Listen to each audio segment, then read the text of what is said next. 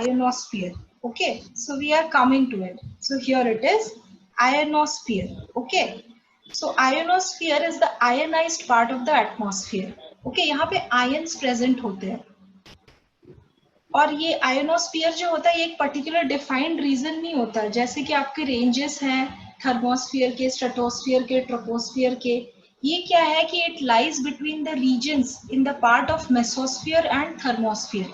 This is the one. See, this is troposphere, this is stratosphere, okay, this is mesosphere, and this is your thermosphere. So the ionosphere lies between your mesosphere and thermosphere. तो इसका जो range होगा that will be around 60 kilometres to 1000 kilometres. ठीक है, सो इसका range कैसे याद रखेंगे हम? मेसोस्फीयर का लोअर लिमिट वाला रेंज लेके थर्मोस्फीयर का हायर लिमिट वाला जो रेंज होगा that will be the range of ionosphere. Fine. So ionosphere में क्या होता है कि here there is high energy radiation. Okay, क्यों? Because the high energy radiations have knocked electrons loose from their parent atoms and molecules. Now ये जो हमारे humanities वाले हैं उनको नहीं समझ में आएगा और आपको इतना ज्यादा समझने की जरूरत भी नहीं है. तो आपको क्या याद रखना है कि यहाँ पे बस सिंगल मॉलिक्यूल्स होते हैं. ठीक है, इलेक्ट्रिकली चार्ज्ड पार्टिकल्स होते हैं हमारे आयोनोस्फीयर में. ठीक है, उसका यूज हमें ज्यादा इंपॉर्टेंट है कि आयोनोस्फीयर इतना इंपॉर्टेंट क्यों है. एक तो है कि ionosphere lies between mesosphere and thermosphere. Okay, and it is the ionized part of the atmosphere and it lies within the range 60 kilometers to 1000 kilometers. Fine. And then it contains the electrically charged particles. Priyam, is it fine? Yes ma'am. Fine now. Okay, Pooja, can you just unmute yourself? Yes ma'am. Okay, are you getting it? Yes ma'am. Ma'am मुझे because you are from the humanities background. Okay, तो आपको क्या करना है कि ionosphere में इतना कुछ स्पेशल नहीं है. ये नॉक्ड आउट पार्टिकल्स ये सब आपको याद नहीं रखना है. बस याद रखना है कि ionosphere is the ionized part. It has electrically charged particles. Okay, and it lies between the what mesosphere and the thermosphere. Okay, so हम कुछ और जानेंगे इसके बारे में. ये सबसे इतना इंपॉर्टेंट क्यों है आयोनोस्फीयर? प्रियम ने क्यों बोला कि there is something called ionosphere? Okay, because ionosphere here radio waves transmitted from the earth are reflected back.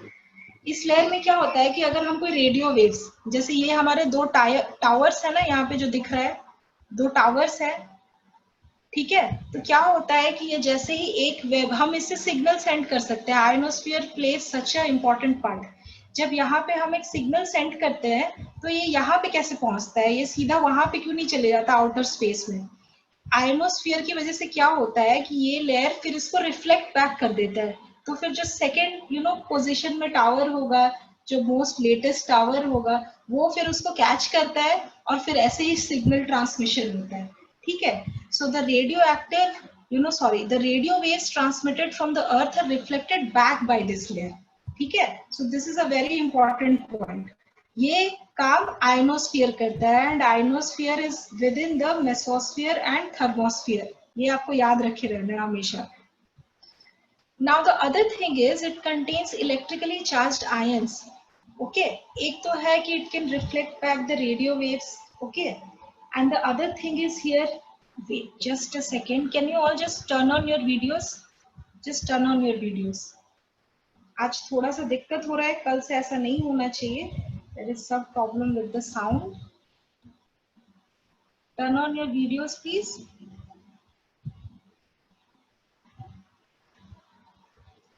Vishwajeet, you are getting it? समझ में आ रहा है क्लास? नोट्स बना रहे हो? छोटा छोटा नोट्स बनाना सीखो. ठीक है, लंबा लंबा नोट्स मत बनाओ. Whatever is written on the screen वो तुम लोगों को समझाने के लिए है. You should not just jot it down as it is. वैसा बिल्कुल मत करना. जो जो इम्पोर्टेंट लगे उसको समझना. फिर on Monday we will have a 1-on-1 session. ठीक है, जो भी हमने पढ़ा उसमें से क्या समझ में नहीं आया और उससे पहले तुम लोग को भी पढ़ के आना है। ऐसे नहीं है कि तुम लोग बस आ गए और उसके बाद एकदम पूछ रहे हो मैम ये नहीं समझ में आया, जबकि क्लास में ये पढ़ाई हुई होगी। ठीक है, सो मंडे को 1-on-1 सेशन होगा, हम उसमें डिस्कस कर सकते हैं। फाइन, ठीक है। तो आप लोगों ने कभी ऑरोरा का नाम सुना है? स्पेस में ऐसे लाइट्स, क्लाउड के लाइट्स जो होते हैं, ऑरोरा का नाम सुना है कभी? टीवी में कभी देखा है? जो नॉर्दर्न लाइट्स बोलते हैं उसे। Yes ma'am. कभी नहीं सुना? ठीक है, आज जब क्लास खत्म हो जाएगा तो तुम लोग सब एक बार गूगल करना उसे, ठीक है? What is aurora, what is northern lights. Fine, अभी मत गूगल करना बैठ के, अभी क्लासेस सुनो, ठीक है? I should have just put a picture here, but I didn't. Okay, anyways, you just search it out, aurora, or you just search it out what are northern lights. Okay, okay, leaving aside everything, क्या होता है यहाँ पे? there are radio waves, fine. और यहाँ पे क्या होता है आपका कि it contains electrically charged ions, as I already told you, which creates a display of lights. Okay, 400 kilometres के अराउंड में, ठीक है, हमारे अर्थ एटमॉस्फेयर में। That is called aurora borealis in the northern hemisphere and aurora australis in the southern hemisphere. ठीक है, अरोरा एक common चीज है, लाइटनिंग होती है, ठीक है, जब सन की एक्टिविटी वहां पे होती है तो उसके साथ जो इलेक्ट्रॉनिक चार्ज पार्टिकल्स होते हैं वो रिएक्ट करके एक डिस्प्ले ऑफ लाइट करते हैं। ठीक है, और वो कॉन्स्टेंटली रहता है, हमेशा नहीं रहता, पर in general you know Norway में लोग देख सकते हैं, कभी कभी ऑस्ट्रेलिया में लोग देख सकते हैं। ठीक है, तो उसमें क्या होता है कि अगर हमारा नॉर्दर्न हेमिस्फीयर में हो रहा है तो हम उसे ऑरोरा बोरियालिस बोलते हैं, और इन द सदर्न हेमिस्फीयर हम उसे ऑरोरा ऑस्ट्रियालिस बोलते हैं। अगर आपको ये कंफ्यूजिंग लग रहा है तो बस इतना याद रखो कि हमें पता है कि आयोनोस्फीयर में it has electrically charge particles, ठीक है, और हमें पता है कि थर्मोस्फीयर में सोलर एक्टिविटीज होता है। तो जब ये electrically charge particles react comes in contact with the solar activities, okay, they create a display of light, and that light is known as aurora. Fine, now this aurora, when it is being seen in the northern hemisphere, that is called aurora borealis, and when it is seen in the southern hemisphere it is called aurora australis. ठीक है, अगर याद नहीं रहेगा borealis and then ऑस्ट्रियालिस, इसको कैसे याद रखोगे कि सर्दर्न हेमिस्फीयर में हमारा ऑस्ट्रेलिया है, ठीक है, तो हमेशा ऐसे याद रखना कि ऑस्ट्रेलियालिस मतलब ये हमारा ऑस्ट्रेलिया के पास है, मतलब सर्दर्न हेमिस्फीयर होगा। ठीक है, इस तरह से याद रखना।